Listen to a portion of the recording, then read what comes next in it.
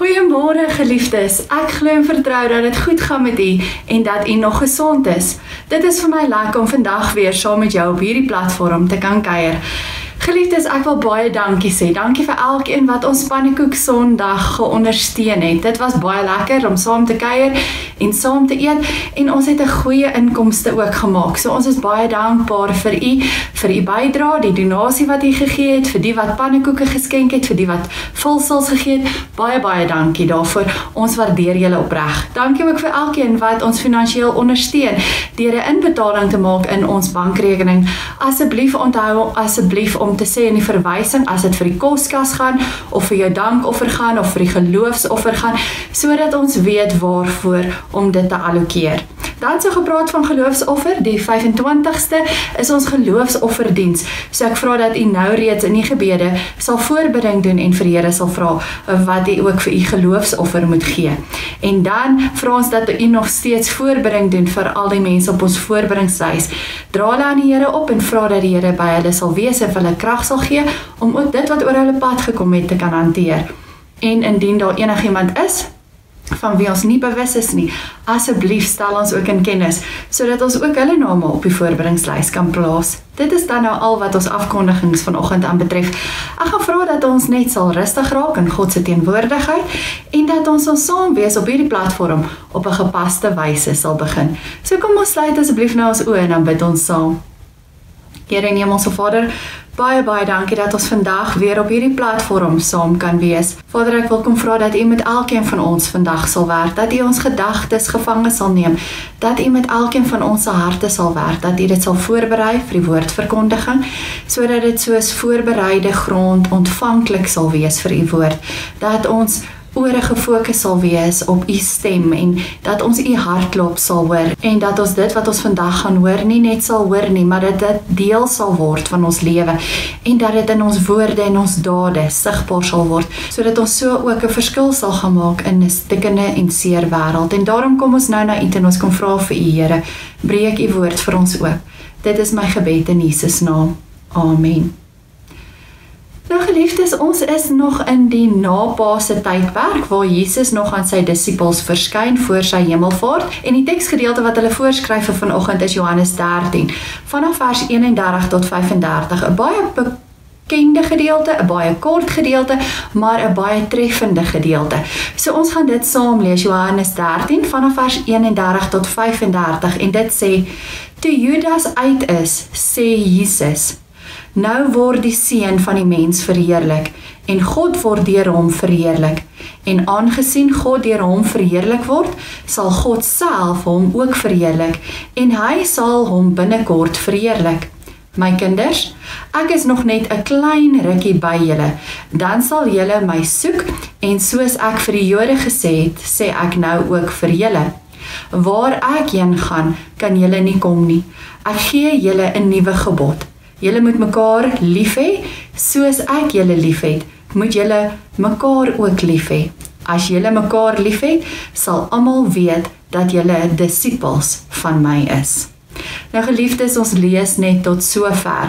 Nou in hierdie gedeelte het Jesus voor sy sterwe en sy kruisiging met sy disippels gepraat en vir hulle gesê dat sy sterwe gaan kom, dat hy gaan opstaan uit die dood uit en dat hy hulle dan gaan verlaat, dat hy hemel toe gaan. So daar is 'n klomp goed wat nog moet gebeur en daar's 'n klomp lesse wat hulle nog moet leer, sodat wanneer hy wel hemel toe gaan, hulle hier kan agterbly en sy werk kan voortsit op aarde.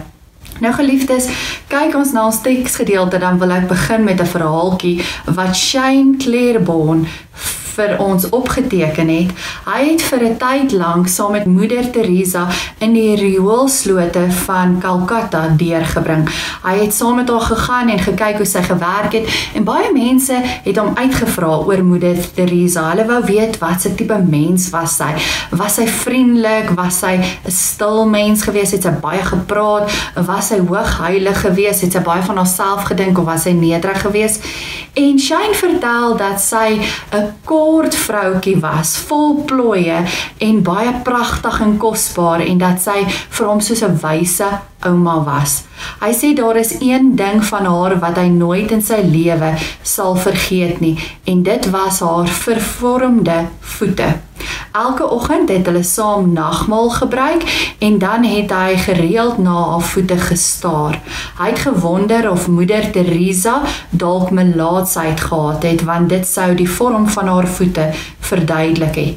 Maar natuurlik het hy haar nooit uitgevra oor haar voete nie. En een dag, terwyl hulle nog so gesit het, het een van die nonne na Shane toe gekom en hom gevra of hy al ooit moeder Teresa se voete opgemerk het.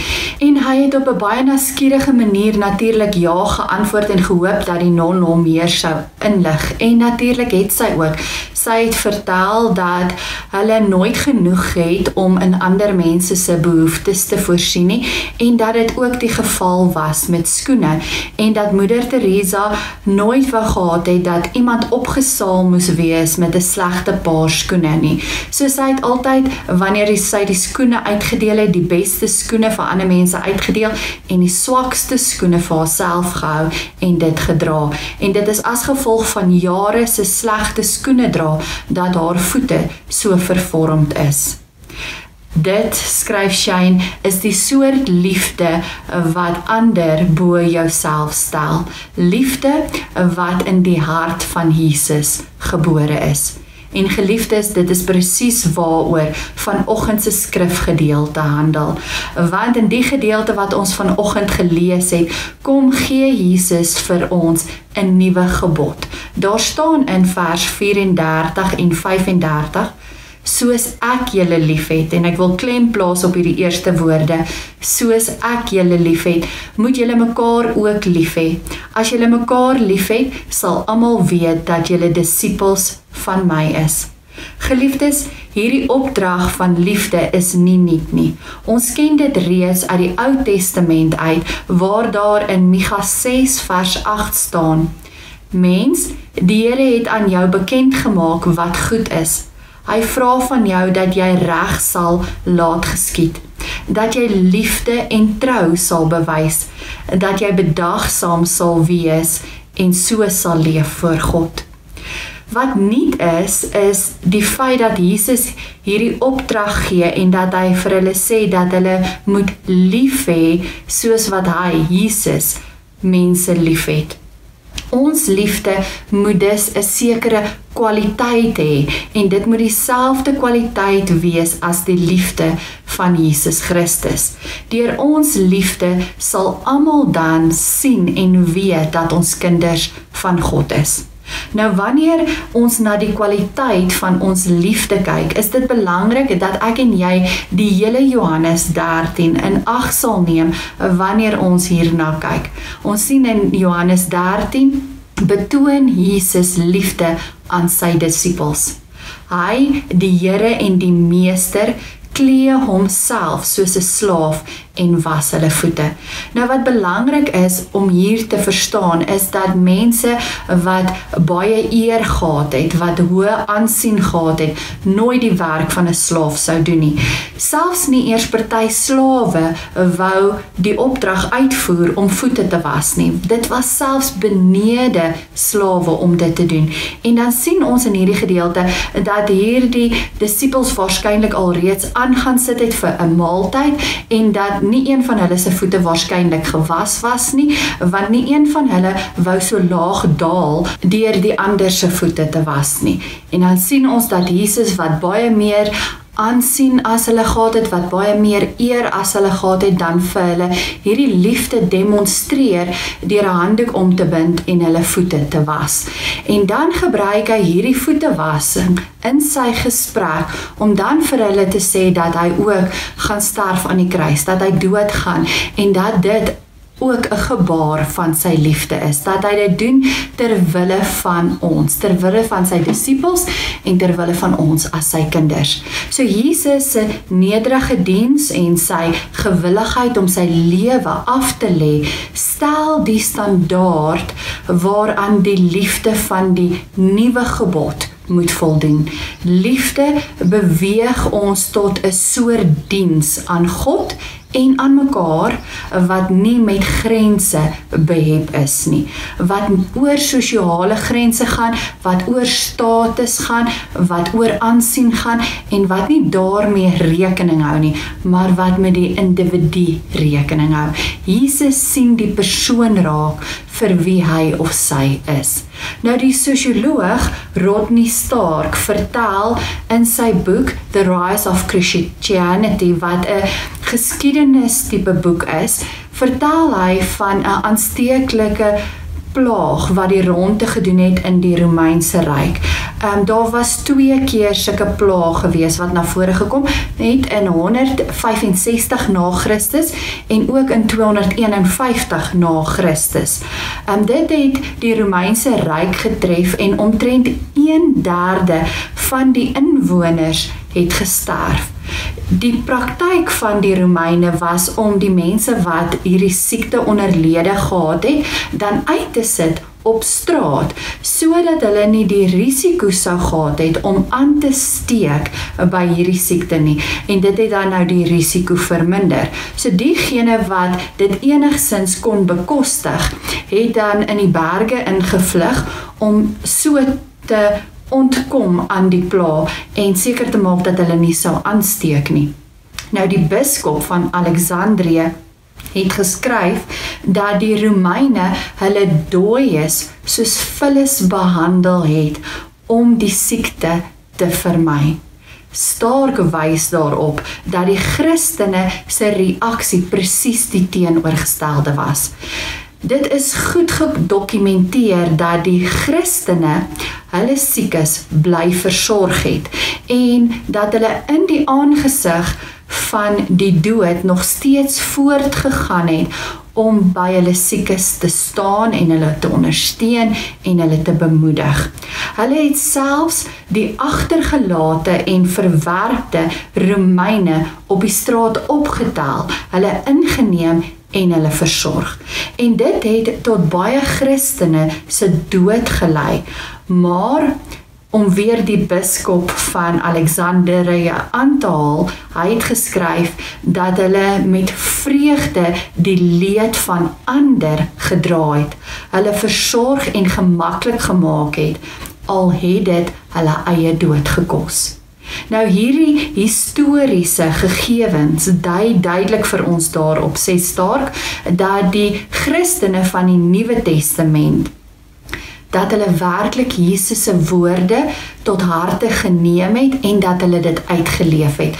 Hy lê klem op Matteus 25 vers 35 waar daar staan: want ek was honger en julle het my iets gegee om te eet. Ek was dors en julle het my iets gegee om te drink.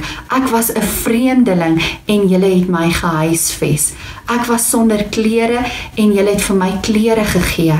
Ek was siek en julle het my verpleeg, in die tronk en julle het my besoek.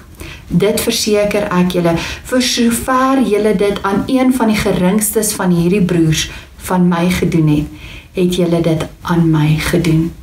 En Stark kom skryf in hierdie gedeelte dat die Christene dit destyds gedoen het. Hulle die Romeine wat vreemdelinge was, het hulle in hulle huise geneem en versorg. Hulle het vir hulle iets gegee om te eet en te drink en dit getuig van die liefde van Jesus. Julle moet lief hê soos ek julle lief gehad het. Geliefdes, dit sê vir ons dat hierdie 'n totale nuwe konsep in die Romeinse wêreld ingedraai het. Vir die eerste keer het dit duidelik geword dat mense nie bloot uit eie belang of uit eie voordeel hoef op te tree nie. Dit is wat die Romeine gedoen het. Hulle het net gesorg vir hulle self en vir hulle eie mense. En hier het die Christene gewys dat 'n mens moet omgee vir ander mense.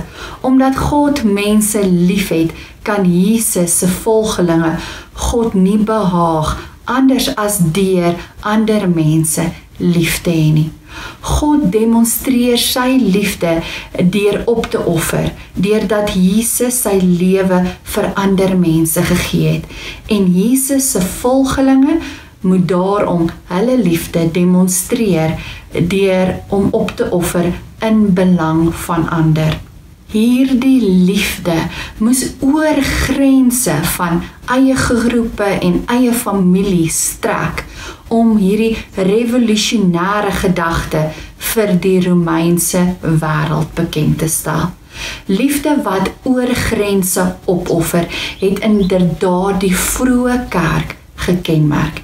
En dit moet ook vir ons as gelowiges van vandag 'n teken wees dat ons ook kan leef soos wat Jesus wil hê ons moet leef. Dat ons Jesus se liefde ook kan uitdra aan 'n stikkende en gebroke wêreld.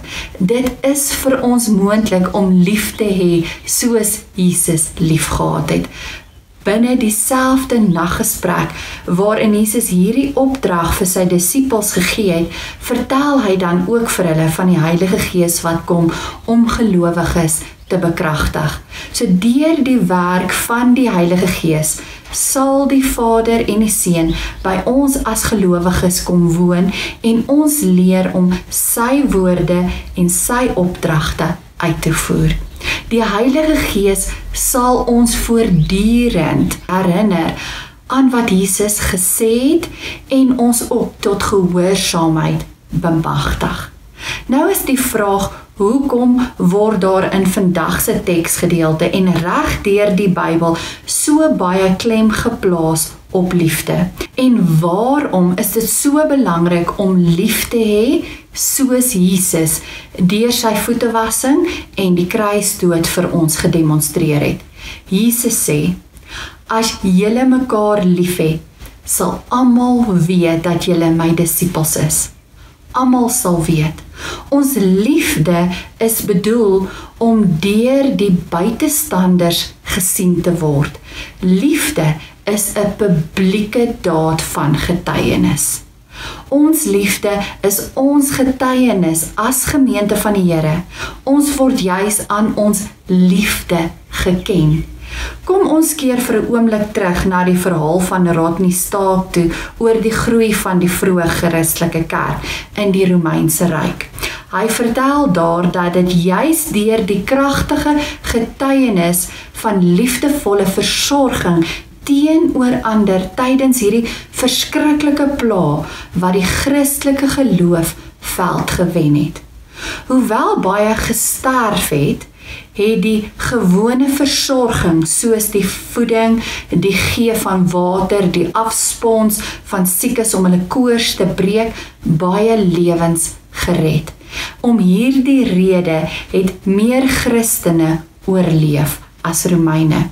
En dink net, hoe het 'n nie gelowige Romein gevoel as sy lewe deur 'n Christen gered is? Die verhouding wat deur die selfopofferende liefde geskep is, het tot gevolg gehad dat baie Romeine besluit het om Jesus te volg. 'n eeu later, in 362 na Christus, kla keiser Julianus teenoor 'n heidense hoofpriester in Galasië. Hy spoor hierdie heidense priester aan om oor te gaan tot versorgingsdade wat liefde betoon aan Christene en dat dit alles moet oortref. Hy praat minagtend van die Christene, maar hy sê dat hulle versorging van vreemdelinge en buitestanders veroorsaak het dat hulle getalle gegroei het. En hulle getalle het so gegroei dat hulle meer was as die Romeine. Die Christene beskaam die Romeine want hulle gee om vir armes. Nie net hulle eie armes nie, maar ook die Romeine se armes. Dan waarsku hy dat daar nog 'n dag sal kom dat die Christene die Romeine sal oortref. En Julianus was reg. Kort daarna het die Christene die meerderheid in die Romeinse Ryk gehad. Die feit dat dade van liefde 'n getuienis is van God wat ons dien, kom ook na vore in die getuienis van die Switserse teoloog Karl Barth. Hy is op 'n stadium gevra, wat is die belangrikste aanknopingspunt in 'n gesprek tussen 'n sendeling en 'n ongelowige. Dit is nie wat jy sê wat die meeste punte tel nie, maar wat jy is. Ons persoon en lewenstyl wat ons verhouding met Jesus reflekteer, is die primêre aanknopingspunt waarmee die wêreld bereik gaan word. Geliefdes, wanneer 'n mens die opdrag tot liefde hoor, dan kan dit klink soos 'n baie harde gebod. Asof dit 'n energie by ons moet opwek om die gebod uit te voer. Skrifverklaarders wys daarop dat hierdie opdrag van liefde ook as 'n belofte gehoor moet word. Jesus, wat homself uit liefde vir ons oorgegee het, werk deur sy Gees in ons om dade van liefde in ons lewe na vore te bring.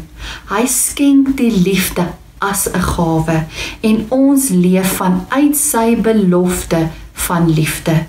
Ons ontvang die liefde wat hy ons van oomblik tot oomblik aanpoor om uit te leef.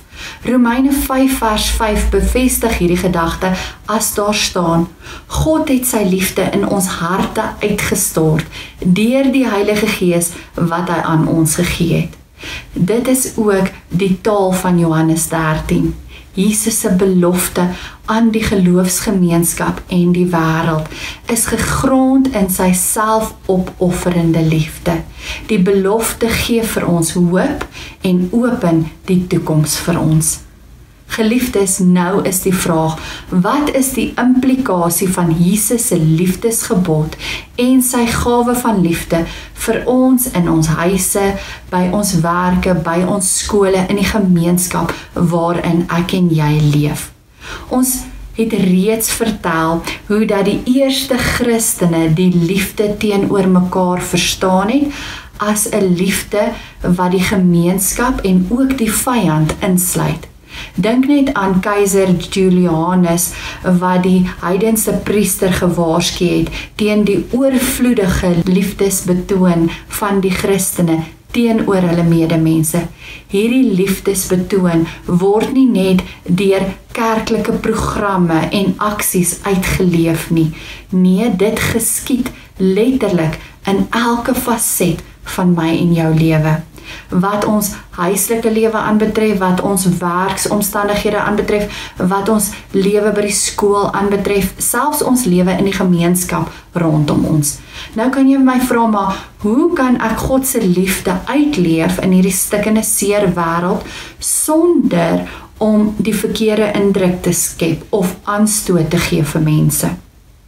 Wel, begin teenoor mense anders te optree. Moet mense nie as 'n nommer sien nie, sien hulle as 'n individu met 'n lewe en stel belang in daardie mens se lewe.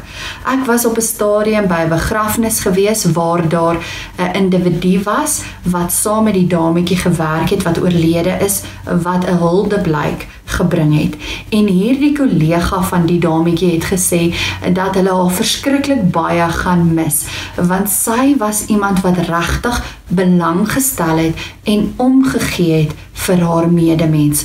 Sy het elke liewe mens wat saam met haar gewerk het, sy naam geken en sy het iets geweet van hulle omstandighede, van hulle lewensverhaal. Sy het ook geweet wanneer hulle verjaar het en sy het elke keer met hulle verjaarsdag vir hulle elke een 'n kaartjie gegee. Reg deur van topbestuur tot by die skoonmakers. Hulle getuig dan ook dat sy omgegee, dat sy eerlik was, dat sy vriendelik was, dat sy opreg was en dat 'n mens haar kon vertrou en dat hulle haar beslis gaan mis, want sy het opreg belang gestel in mense. Geliefdes, hierdie vrou se liefde het sigbaar geword in haar werksplek, omdat sy anders opgetree het as al die ander mense. En dit is wat God van my en jou vra. Net soos wat die Christene destyds anderste opgetree het as die Romeine, net soos wat hierdie vrou anderste opgetree het as die res van die mense by haar werk, so moet ek en jy ook anders lyk as die wêreld daar buite. Mense raak afgestomp vir die nood en die seer van die wêreld daar buite. Hulle stel nie meer belang nie, hulle gee nie meer om nie. Hulle wil nie meer 'n verskil maak nie. Ons moet die verskil gaan maak. Ons moet anders lyk. Ons mag nie afgestomp wees nie. Ons mag nie ons rug keer op die nood van die wêreld daar buite nie. Ek en jy moet 'n verskil maak. En dit begin by ons huislike omstandighede. Ek en jy gaan leer om dit reg te kry in ons eie huise, waar ons ander gesinslede eerste gaan stel met die regte gesindheid. Ons moet opreg belangstel in hulle doen en late. Ons moet opreg hulle eerste stel in ons lewens en vir hulle dinge doen uit liefde uit. So, dit help nie net jy maak vir hulle 'n koppie koffie en dan kla jy oor die feit dat jy altyd die een is wat die koffie moet maak nie. Jy moet daai koppie koffie maak en jy moet dit uit liefde uitmaak en jy moet dit maak sonder enige negatiewe aanmerkings. En hulle moet dit raak sien. Hulle moet sien dat jy dit regtig vir hulle wou doen. En dis waar ons kinders leer hoe om liefde te betoon aan ander. Ek het op die radio gehoor van 'n ma wat gesê dat sy elke maand vir haar kinders sakgeld gee. En dat wanneer sy die sakgeld vir hulle gee, dan het hulle elkeen 'n houer en dan moet hulle 1/10 van daardie sakgeld vat en dit in die houer sit en dan word die houer in 'n kas geberg. Volgende maand doen hulle presies dieselfde. Dan na 'n jaar vat hulle die geld wat hulle so gespaar het en hulle vat daai geldjies en hulle gaan koop Kersgeskenke. En dan vat sy haar kinders met die Kersgeskenke wat hulle met hulle eie spaargeld dan nou gekoop het en hulle gaan deel dit dan uit aan 'n kinderhuis. Op daardie manier leer die ma die kinders van 'n 10de, sy leer hulle om te spaar en sy leer hulle wat is liefde. Liefde verander. 'n Ander ma het vertel dat sy aan die begin van die jaar wanneer sy haar kinders se skryfbehoeftes koop, dat sy ekstra skryfbehoeftes koop en dat haar kinders haar help om daardie skryfbehoeftes uit te kies. En hulle kies dit dan ook of vir 'n seun of vir 'n dogter. En dan vat hulle die ekstra skryfbehoeftes en hulle gaan skool toe daai eerste week. En dan hoor hulle by die kinders wie kort wat en dan deel hulle daardie ekstra skryfbehoeftes uit. En op daai manier deel hulle en gee hulle om. Geliefdes, as ons kinders by ons huise leer wat opregte ware liefde is, liefde soos wat Jesus gehad het, opofferende liefde, liefde wat omgee en belangstel, dan gaan hulle dit ook in die wêreld daar buite doen. Jong mense, ek wil jou uitdaag om hierdie liefde van Jesus te gaan uitleef by jou skool. Jy's die heel dag omring deur 'n klomp kinders.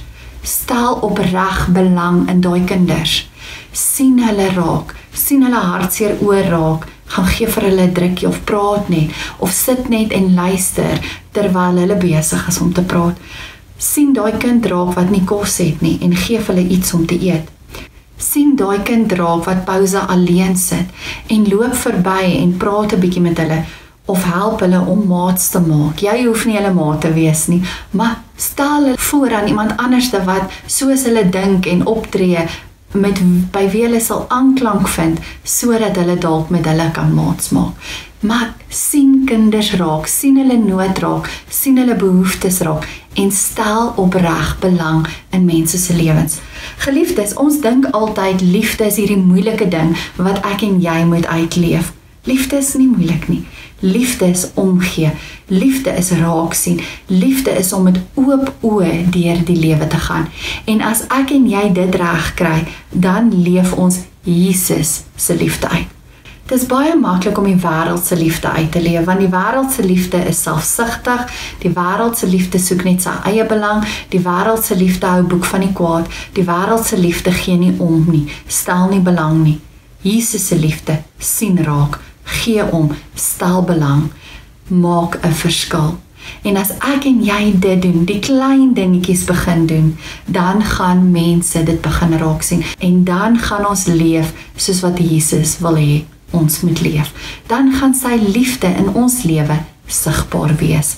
So my en jou uitdaging vir hierdie tyd is om 'n liefdesdisipel te wees. Stel belang in die mense rondom jou se lewens. Die mense in die ou huis, die mense agter die toonbank by die winkel waar jy elke dag gaan brood en melk koop.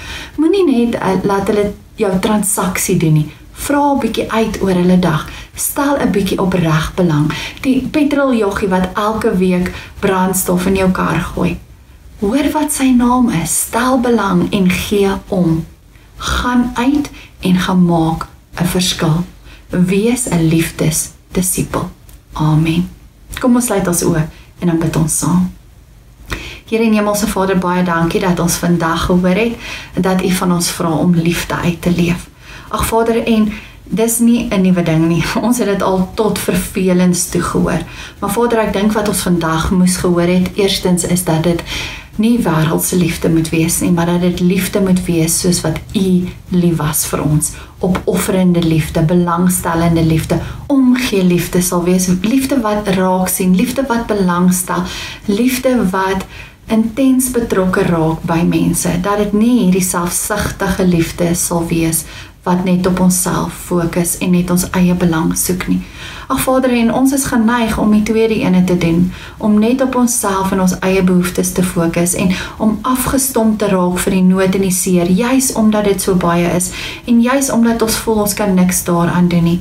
Maar al wat U van ons kom vra is om mense raak te sien en hulle nood aan te spreek, om U liefde uit te leef.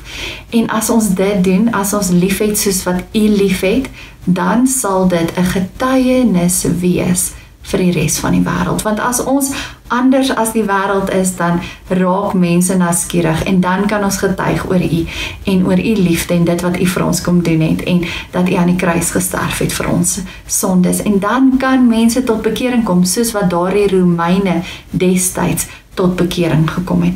Ag Vader, en dis al wat U van ons vra.